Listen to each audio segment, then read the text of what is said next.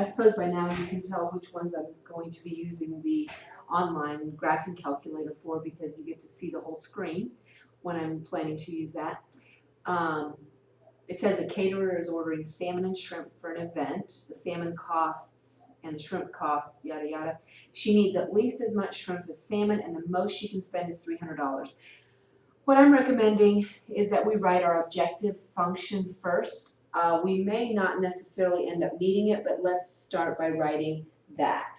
So we know that we'll say P is equal to, and we'll call salmon X, and we will call shrimp Y. And so we've got 7.5 X plus 15Y, and that will give us our cost. It says write and graph a system of linear inequalities that represents the situation. So for letter A, that's the first thing we're going to work on. For letter A, we can say with confidence that 7.5x plus 15y has to be less than or equal to $300, okay? Obviously, x has to be greater than 0, y has to be greater than 0. I suppose we could include that. X has to be greater than or equal to 0. Actually, no, it has to be greater than 0. Y has to be greater than 0. And then we also know that she has to buy at least as much shrimp as salmon. So we could say y has to be, I think, y has to be greater than or equal to x. All right?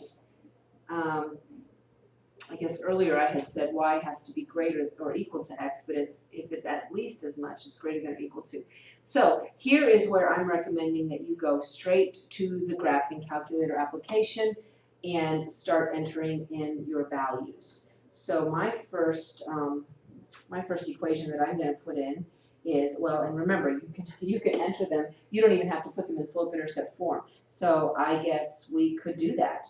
We could say 7.5x plus 15y. E is less than or equal to 300. You see that?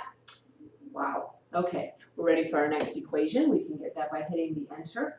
And so now we need y is greater than or equal to x. Well, there we've got that one. Notice how it's crossing right through the y-intercept there. Whoops, need my keyboard back. Okay.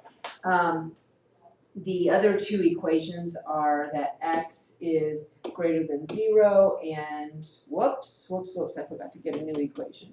All right, so we need our new equation, and then we say x is greater than 0, new equation, y is also greater than 0.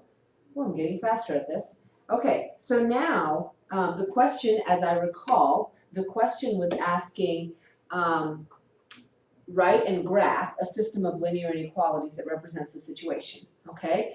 If you have this downloaded on your phone, just take a screenshot of it, and that can be your graph. That can be your answer. If you show that to me in class, that'll be just fine. It says now that we're supposed to determine the point of intersection of the boundary lines. Well, this is where it gets so helpful to just use this application, because all we have to do is click on this, and we're good to go. So I'm going to make this a little bit smaller so I can see all the points of intersection. Can you see what we're looking for here? The points of intersection C. That would have to be, it'd be only the stuff in the first quadrant really that we're interested in. Let me just scoot this down here like this. And now we know that y has to be greater than x, which means it's going to be the shaded area that's, you know, in between these three triangles here, okay? So, and really the one that we're most interested in is this particular one right here, the 13.33, okay? These 0, 0 solutions really end up being trivial, because it said she had to have at least as much shrimp as salmon. So let's not be confused by that. All right, so what I'm going to do now is just take a little screenshot, kind of like I did with the other one. I'm gonna go to insert screen clipping. I'm just gonna clip this little section right here. Bring it over here, which is essentially what you're gonna do with your phones too. You can just take a screenshot, then you'll have all your information right there. So it says determine the point of intersection of the boundary lines in the graph, round to the nearest hundredth.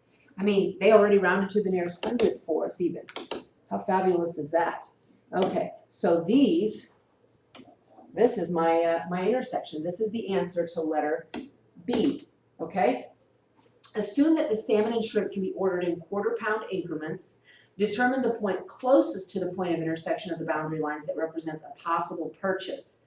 Okay, so this, I know that it feels like this must be our feasible region, but I think this actually is going to be our feasible region. So, because we have to stay under this number, okay? So that means what would be the closest quarter-pound increment to this? Well, it would be 13.25 because a quarter pound is 0.25 and comma 13.25. All right. Determine the point closest to the point of intersection of the boundary lines that represents a possible purchase. Describe what it means. Well, all that means, people, is that we're going to plug these 13.25s into this objective function, and we can figure out what the cost is going to be. It should be, if you do everything correctly, the cost should be $298.13.